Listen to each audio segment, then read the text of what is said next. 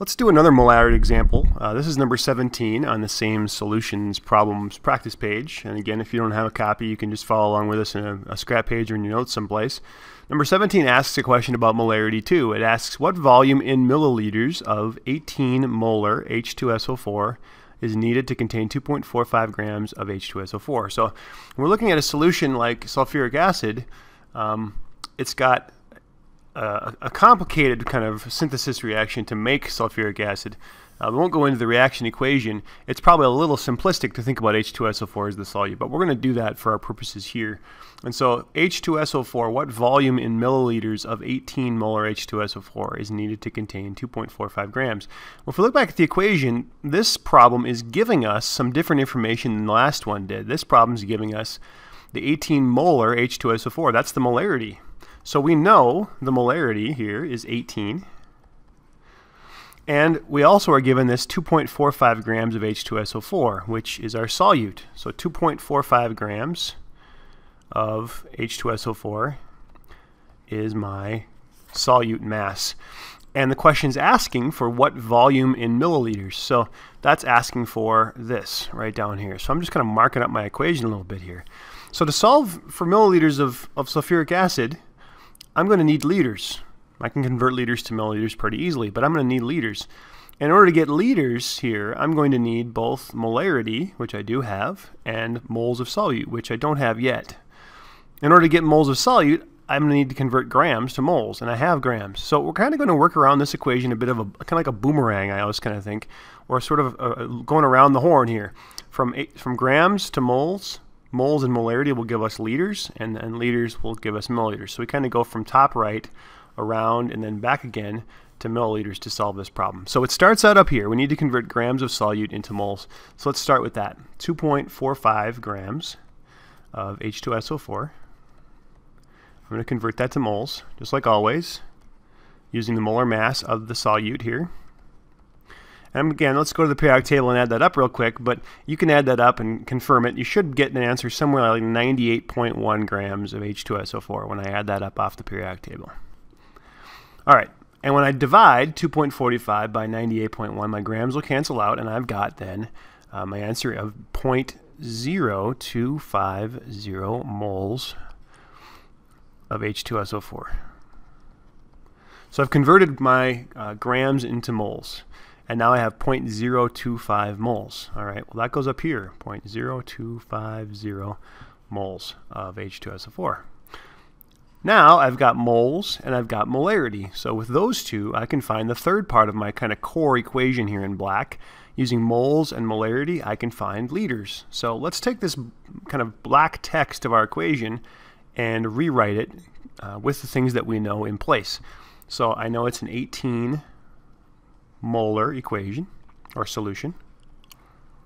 I know I've got on the top here 0.025 moles.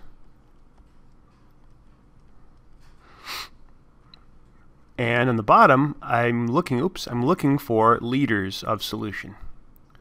All right, so that's my X or Y or L or whatever you want to call it.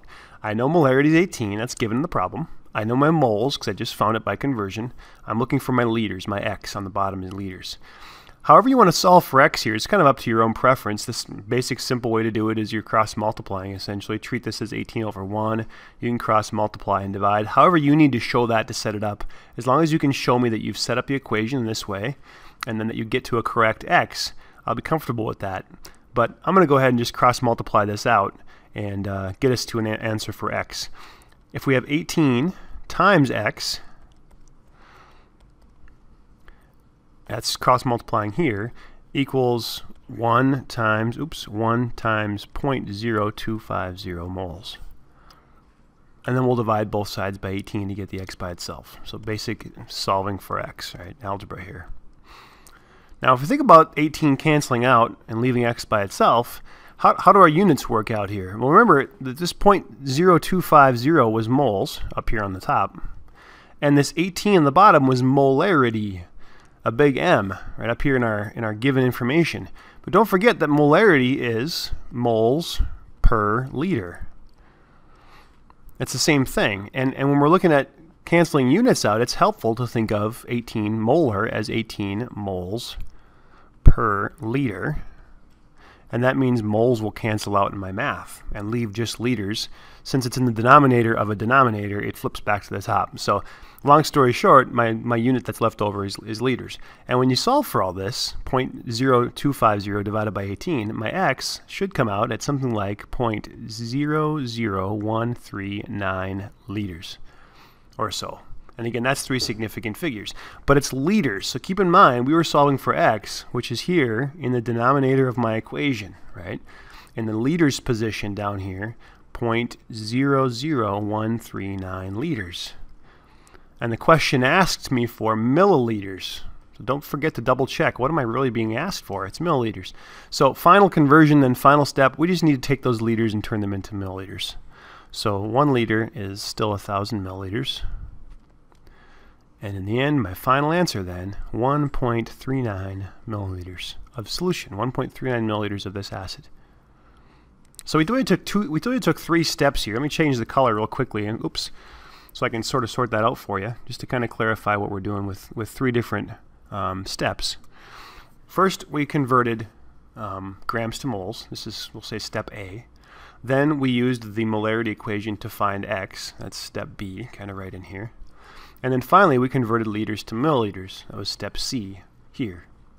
And in our original molarity equation, if you want to kind of map that out, we went from grams to moles. So right here, we converted. That was step A. We used moles and molarity to find my liters here. So these two combined to help me find this answer in step B. And then finally, we converted from liters to milliliters in step C. So we kind of went around this equation from top right to bottom right. And hopefully, you follow along with that okay. There are lots of questions that will ask you for things like that. How much acid solution do I need, or how much solution do I need in volume?